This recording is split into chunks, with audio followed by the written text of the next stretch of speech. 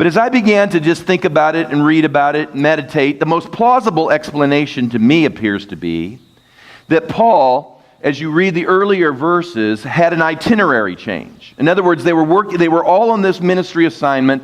They were all on the mission field. They were working this schedule, so to speak, and all of a sudden they're in Pamphylia and it changes. The ministry schedule changed. And all it says to us is at that point, John Mark didn't want to do what they were doing, and so he headed back to Jerusalem. Now I want you to get this. This is really important. That John Mark couldn't handle change.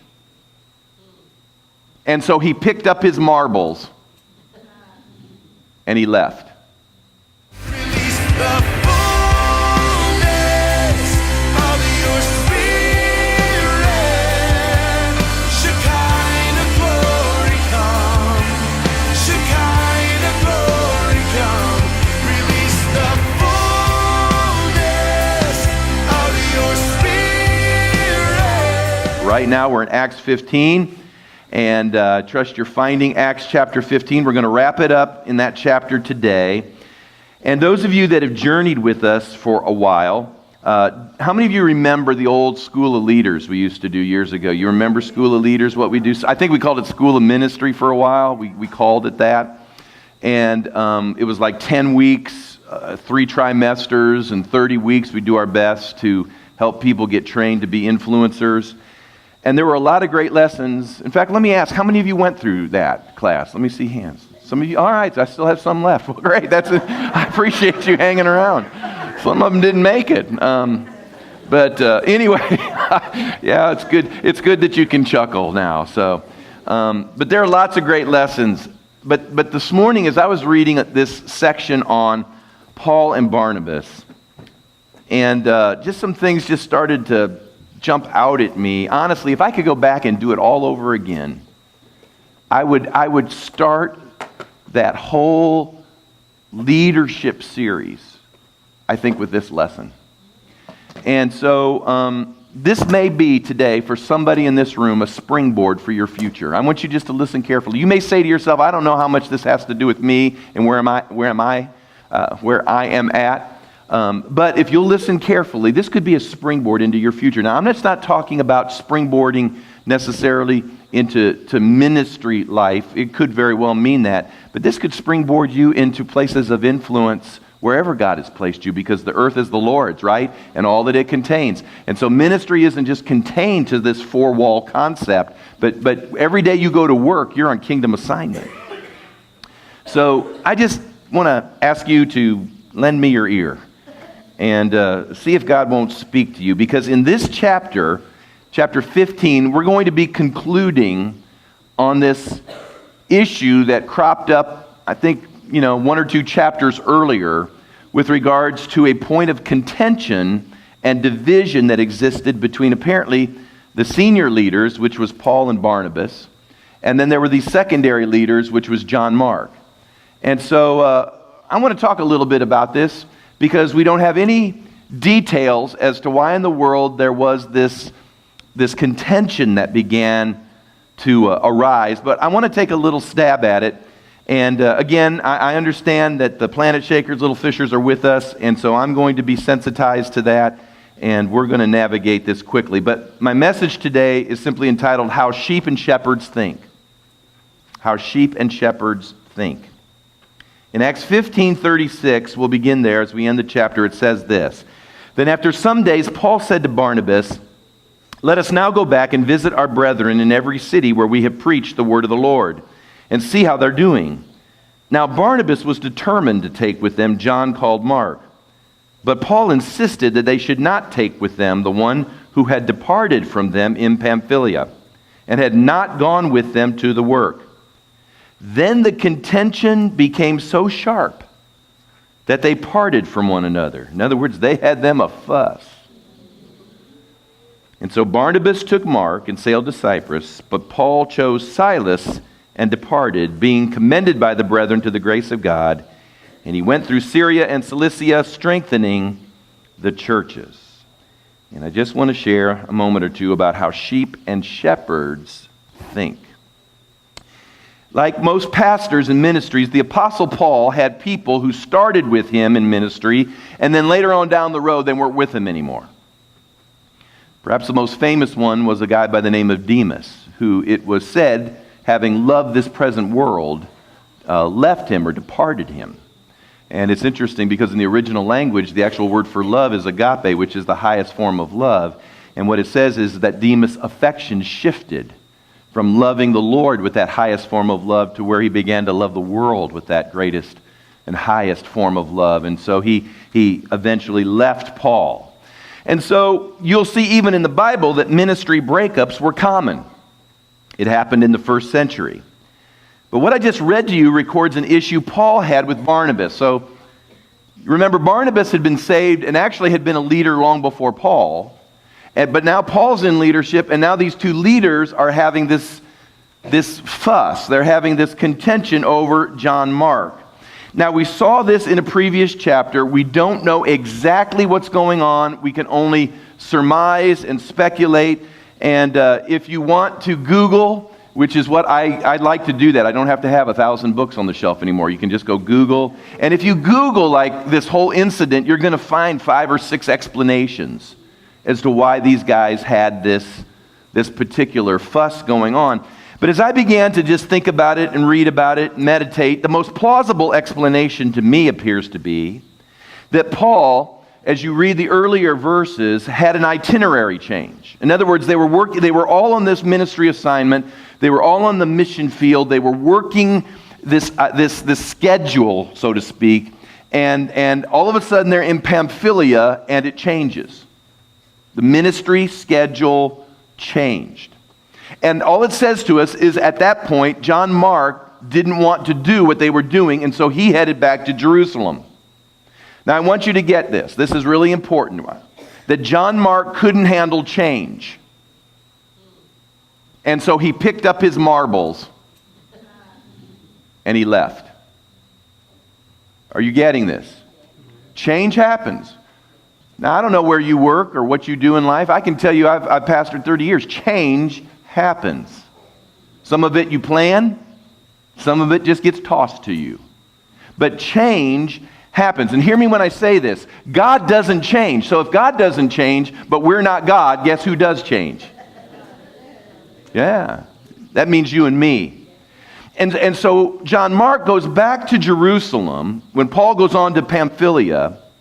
And so all of a sudden, this split happened earlier, and it's an indicator. Paul takes this as some form of an indicator.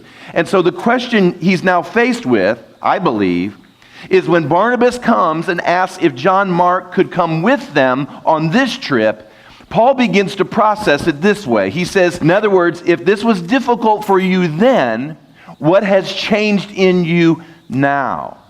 And so Paul isn't quite sure, apparently, that maybe that can happen. And again, I'm surmising.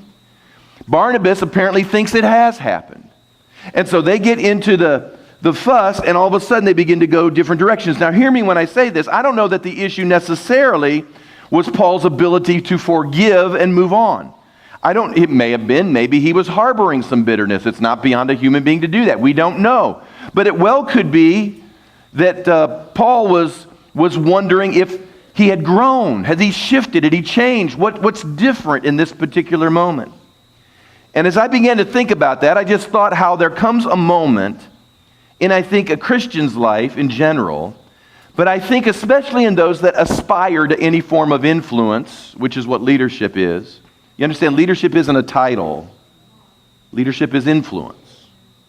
Not everybody who has a title influences, and there are some who have no titles that influence greatly. But there comes a moment that something has to shift in one's mind. In other words, you have to begin to think differently. In other words, John Mark wasn't thinking like Paul was thinking. And so John Mark had to transition some thinking in order to be what he was aspiring to be when he was with Paul. And again, I don't know that I necessarily like these terms, but for the sake of expediency, I'll just put it like this. There's a difference between being just a lay person or a leader, or being a sheep and a shepherd, or being just really an employee and an employer, being a laborer and the head of a corporation. I could go back and forth over and over, but it's not that one's better than the other. It's just that one thinks differently than the other. It happens in many fields. Think about this. Not any of us could just instantly go, I know I couldn't, and be a police officer.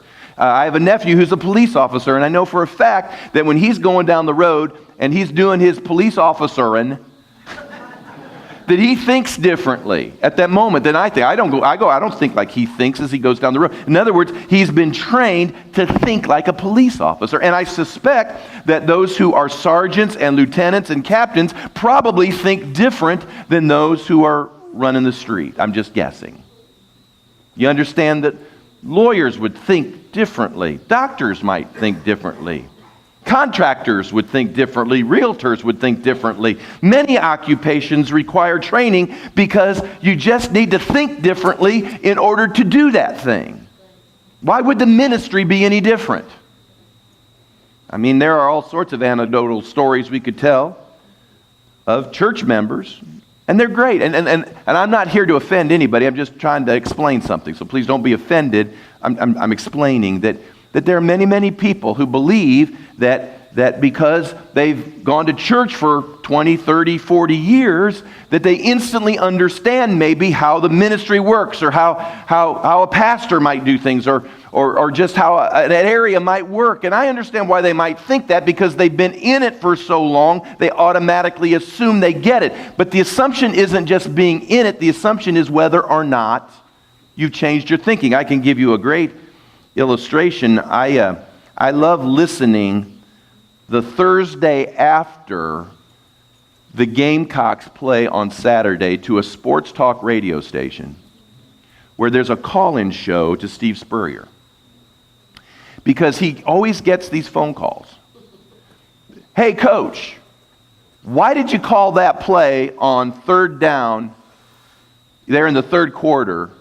It seemed to me like you should have passed the ball and you ran the ball, and it seems like anybody would know that. And he gets these calls all the time.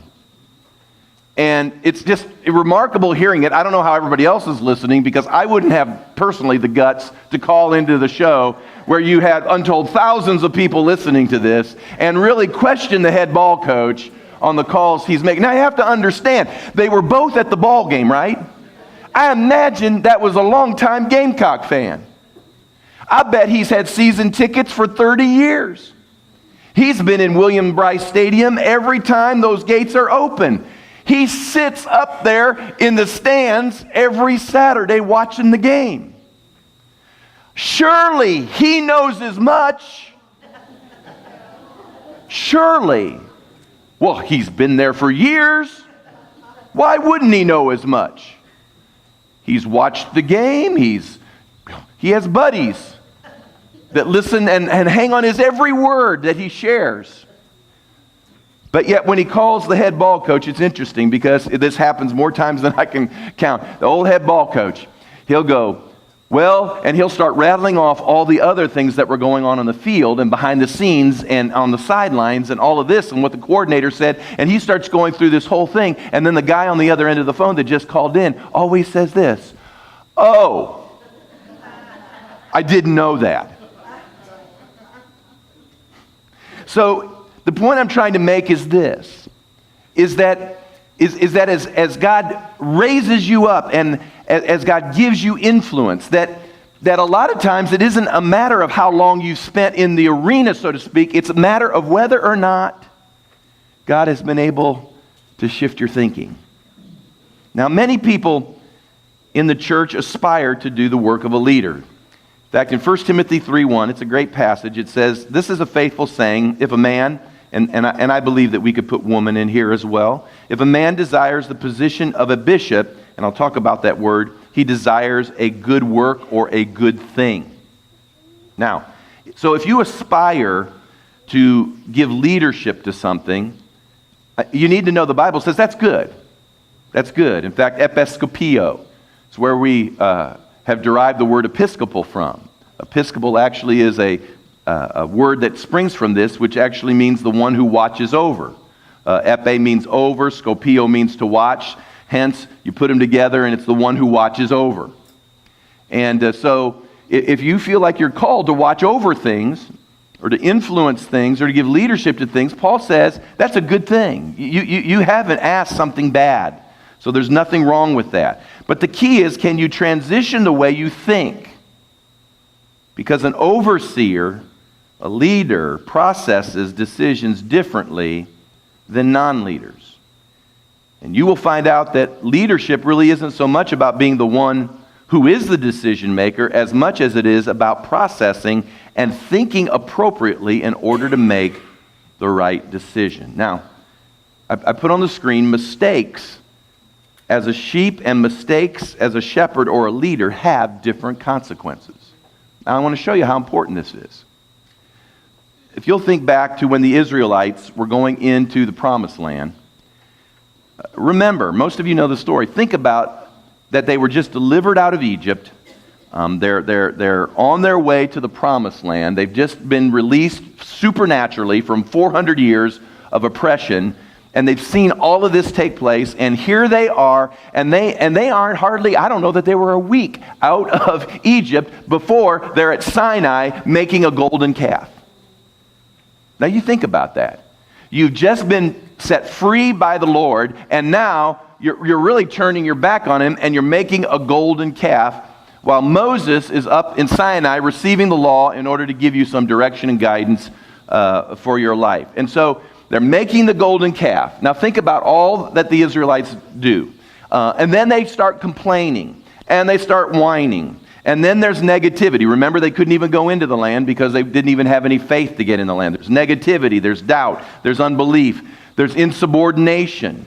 Moses has his own sister and leaders. There's insubordination going on. A host of things. Think about it, how all these sins and happenings that are going on as the people are going into the Promised Land. And yet God works with them. This is the amazing thing to me. God still works with them. Now, Moses, on the other hand, comes to the waters, or really the rock at Meribah that will eventually become the waters at Meribah. He gets mad at that point. I think he's exhausted, he's frustrated, and whatever the case may be. And he was told to speak to the rock, but instead of speaking to the rock, he picked up a stick, right? And he struck the rock. Now, here's the deal. Instead of speaking to the rock, he strikes the rock with this stick, and God looks at him and says, because you struck the rock and you did not speak to the rock, you don't get to go into your destiny. This is what I'd want to say. Listen, I didn't build a golden calf. I wasn't whining and complaining like the rest of this group. Lord, give me a break. I hit a rock. I wanted to hit all of them. But I just hit a rock. And you're going to keep me out of destiny for slapping a rock when they're building golden calves? That doesn't seem fair. That doesn't seem right. Why? Have you ever thought about, I bet you never thought of that before. Why would that be? I'll tell you why it is. It's because Moses was the leader and he had more influence than those that were following and wanting to go into the Promised Land. Here's the key.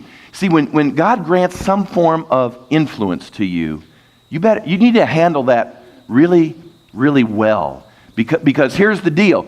If you have no influence, if the devil takes you out, it's just you. But if you have influence and he takes you out, then there's this trickle-down effect that begins to take place.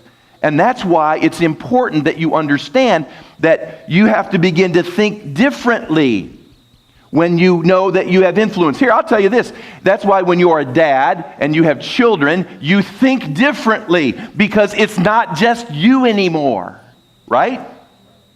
I've got a wife. I've got children. I've got this family. If I tank, the whole thing tanks. So you got to think different. You can't do what you did when you were 16 years old. Now you got a family. You got to think about this thing differently. Are you following me? Happens in all sorts of arenas. Now, I just want to contrast some of this. And again, the last thing I want to do is ever to bring an offense or patronize. I hate it when people patronize me. I highly esteem God's people. But there's a difference in how sheep and shepherds think. Now here's the good news. The good news is this. You can allow the Lord to begin to transition your thinking or change your thinking in order that you might become usable in whatever area of leadership God is bringing you into. Now, it's not to foster some sort of elitism. I'm not asking people to be of a different class. We don't believe that. But it is to help you understand that what was going on, I believe, with Paul and Barnabas in regards to John Mark, all revolved around this area is really how well do you do change? Do you understand that a leader has to think about those things? Is it time to change? Is it not time to change? If we change, who gets thrown off the boat? I mean, it's just not something, if you're on your own, you can change at a moment's notice. I always let my son pastors in Jacksonville, Florida, Celebration Church. It's called Sub 30. He pastors young people between the ages, I call them young, between the ages of 18 and 30. Yeah, I consider that young. When you're my age, I call them kids. So, but it's interesting, and he does a great job at it, and he's had a lot of success at it. But the most remarkable thing that he has to do is he has to make sure that whatever he's doing, it's catchy enough or glitzy enough. I've just watched this because they will promise you things 24 hours before the event. But if something better comes along, they will instantly switch, and that's where they'll be. And they can make that type of decision because all it affects is them. But when you've got, whether you have one person following you or 10 or 100 or 1,000 or however many people you have influence over, what happens is you can't just make those decisions based on what you want. You have to learn to transition your thinking. There's a verse in Proverbs 23:7 that says this, "For as he thinks, or as a man thinks in his heart, so is he." It's about half the passage. So a man thinks in his heart, so is he. So however you think of yourself, and whatever you think inside of there, you will eventually become. And so I want to help you transition some thoughts. And I'm just going to give you certain things within the context that, of course, I work in the life of the church. And again, it's not to be condescending, it's just to make observation. I'm making observations. But in these observations, I want you to begin to see that if you can shift your transition, transition your thinking, God can raise you up into greater levels of influence. So I'm going to give you quickly a couple of things here that just contrast mentalities. For example, number one, a sheep might think that they are committed to their need, while a shepherd thinks that there's a commitment to others' needs. What does that mean? The simple way of thinking is this. When I come to church, it's all about me. Or do I come to church and I think, what do I need to do to help others and reach others? And that's a very important mentality. It's commitment to myself, and that's not to say you don't have needs that don't legitimately need met. But it is to say that you begin to think differently when those are under you. It's again, I'm going to go to the household. It's like, I'm usually the last one, or as parents, we're the last one when our kids were in the house. We get the kids fed, tended, taken care of, and all of that. And then once that was taken care of, then we could think about ourselves. But when you're thinking outside of that sort of influence leadership realm, it's you first, and then we'll consider everyone else. Well, that has to shift. It's like if you own a company, it's not all about you. You've got employees now. You just can't tank your company because if you have 40 employees, those are 40 families that are counting on you to lead your company right, because if you tank your company, there are 40 families that aren't going to be able to make their house payment this week. Are you thinking? So it's important to begin to understand how that works. Second one I put down here, sheep mentality is led by their need. The other ones are called to a church. What do I put that down there? It's because I've just seen through the years that churches have cycles. They have ups and downs. There are good days and challenging days. And those of you that have been at Legacy, we've had incredible high water marks, and we've had challenging days. You do this for 13 years. You've seen the ups and the downs. Some of you right now are committed to the fact that that's my local church and I am there. And if we're on the mountaintop, we will shout together. And if we're in the valley, we will lock arms together. But come hell or high water, I am in this thing. And you have influence.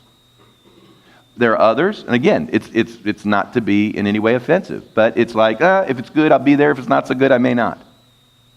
And that's your prerogative to do that. But understand, as you do that, then don't be surprised that there isn't this locked door that doesn't open for you to have greater influence because you haven't transitioned some of your thinking. Leaders aren't just those who lay on the beach and get a tan and enjoy all the things that are around them. We were just on a cruise, and man, didn't we, honey? We had more servants come to us, and what do you want? Do you want your food? And if your food's not right, they'll get you something different, and you just lay there, and they just tend to you. You can lay on a beach, and they'll tend to you. And that's how some people kind of view life. I want to lay on a beach and have people tend to me. You know that's true. There are people, people that right now, they don't want to work. They just want us to pay our taxes so they can be enabled and facilitated. Right? And there are people like that even at church. I'm just going to lay here and I'm going to have my need met. And that's cool. I mean, there's nothing wrong with that. But there's a war going on, and instead of laying on the beach, you got to take the beach. All right. Number 3. One tends to exalt their liberty and the other embraces a more circumscribed life. I believe Jesus set me free, and I don't believe that I'm under the law, but I know this, that I influence people. And what I do, as Paul said, if I may have perfect liberty to do that, but at the same time, if I'm going to influence somebody a wrong direction, then I'm going to circumscribe my life. And so in our household, and you've heard me teach this before, we've made personal decisions, not because I believe it's a sin to necessarily do it, but I've just made personal decisions that I'm not going to do that, because if somebody were to see me doing that, my influence would be compromised. And so I just choose not to do it, because my influence is more important than my liberty, in the sense of I just get to do it because I can. So that's why, you're not going to see me in bad movies. You're not going to see me bellied up to bars. You're not going to see me do certain things, because my influence is too important. Now, again, those that don't want any influence, they can live whatever way they like, and you won't have any influence. But those are the ways we have to begin to think. Number 4, one thinks, I put down here, one's a problem source and the other is a problem solver. How do you transition your thinking? Because it's not just the creation of a problem, it's the solving of a problem. How do we solve this problem? How do we begin to address this? How do we begin to move through this particular problem? Number 5, one reacts to problems, the other prevents potential problems. Reacts to problems or prevents potential problems. Your whole life shouldn't be a reaction. You have to think ahead. Leaders think ahead. They start punching a clock. They're thinking ahead, trying to find ways to prevent potential problems. Number 6, I like this one. One reflects the atmosphere, the other sets the temperature. I like that. If everybody's having a down day, and it's not that you're not allowed a down day on occasion, but when you're a leader, you set the temperature, you set the excitement, you set the expectation, you set the temperature. Number 7, one is short-sighted, they simply see the moment. The other is visionary, they see the future. How do you look at life? Do you look at life simply on the basis of the moment, or do you see the future? Have you begin to envision your future? Number 8, I put down here, concern for their circle or concern for the body. Listen, here's the thing. I would love to see Legacy, and I'm believing one day we're going to be this incredibly large organization with wonderful resources to do incredible things. And it's been prophesied, and I believe that day will come. But right now, you can look around the room, and it's relatively easy to know everyone in the room. My question is this: do you? I know you're sitting with people right now, and you know them, and I'm glad for that. But it's not just knowing them, as important as that is, but have you expanded yourself and enlarged yourself to begin to meet and know others? Because your concern just can't be for us, what is it? Us two, no more, Acts 2:4, close the door. What is that? We've got to enlarge and begin to see beyond ourselves. I'd encourage all of our leaders. Our leaders need to be the ones that are meeting new people. You need to meet new people. You need to embrace them. You need to pull them in. You need to do whatever you can. Know their name. Call them up. I do my best to follow up, but I'm telling you, everybody in this room is on call, all right, to enlarge your circle of concern. Number 9, one panics under attack, the other's principled under attack. When you come under attack, do you just lose your mind and all the things you've learned go out the window, or are you able to maintain your principles and to walk through those things, principled? Number 10, one needs constant direction, the other's a self-starter. If you see something that needs to be done, can you do it? Or are you one that has to wait in order to, make sure someone tells you to do that? I always love whenever I go into a business or a store and the employees are empowered and they can get it done. It always is frustrating when they can't get it done. And so leadership has to be the ability to see all right, this needs to happen, and what can I do to help make it happen? And then finally, number 11, and again, I'm just giving you mentalities that transition. One avoids responsibility and the other accepts responsibility. One avoids it, the other accepts it. Now, these are just things I just put back and forth like this in order to kind of illustrate to you that there are important transitions that have to take place in our mind in order for God to use us in greater and more influential ways. Now, the question is, and this is where we'll end this morning, is that how does a mentality start to transition? How do I do that? How do I change my mind?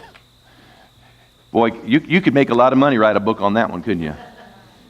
I used to say, God didn't need to give me a new heart. He needed to give me a new brain is what he needed to do. But how do you begin to transition your mind, besides the obvious of renewing your mind through the Scripture? Obviously, that would be the most important one. Let me give you 4 quick things, and hopefully it'll help you, because I want you to be enlarged and to be of influence wherever God has put you. Number 1 is this. Do you sense a calling to the place of leadership? I believe everything starts with a call. If you tell me that you sense a call to be a leader, and it doesn't matter if it's in the church or in the kingdom at large or whatever if God's calling you to start your own business, if God's calling you to be an employer, if God's calling you to some form of influence, I believe it starts with a call. If you just go there because you just decided it was a good thing to do, sometimes you get your lunch eaten. Yeah. I get my grammar instruction after every Sunday morning. I want you to know that. I'm being helped, enlarged in this area. I almost said 8, but I said eaten. I want you to know I was thinking about that. I'm working on my LY words too.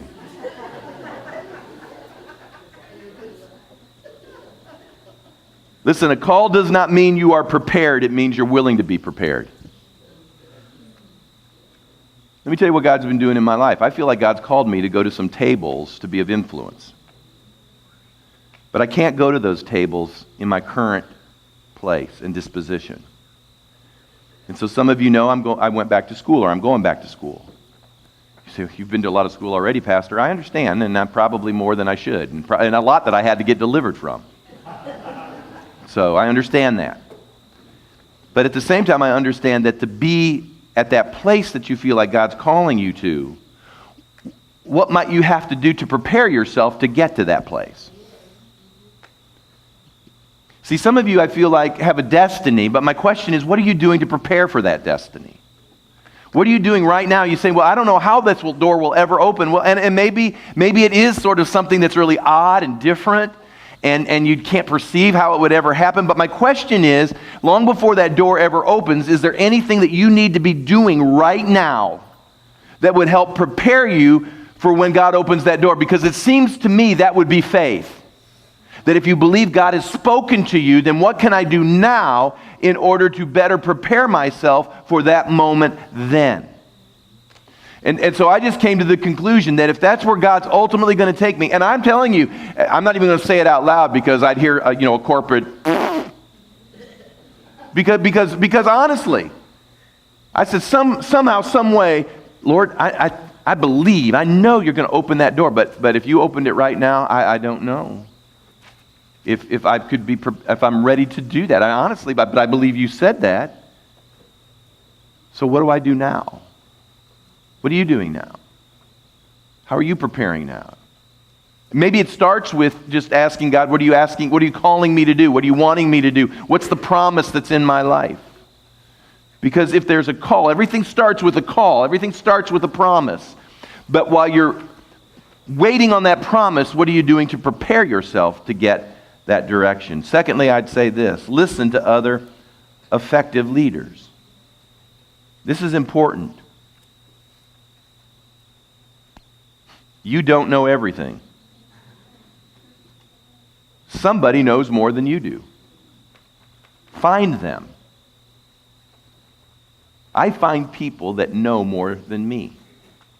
You find them, you be quiet, and you listen. Listen. That's how you begin to transition your thinking. If you can't be wise in your own eyes or a know-it-all.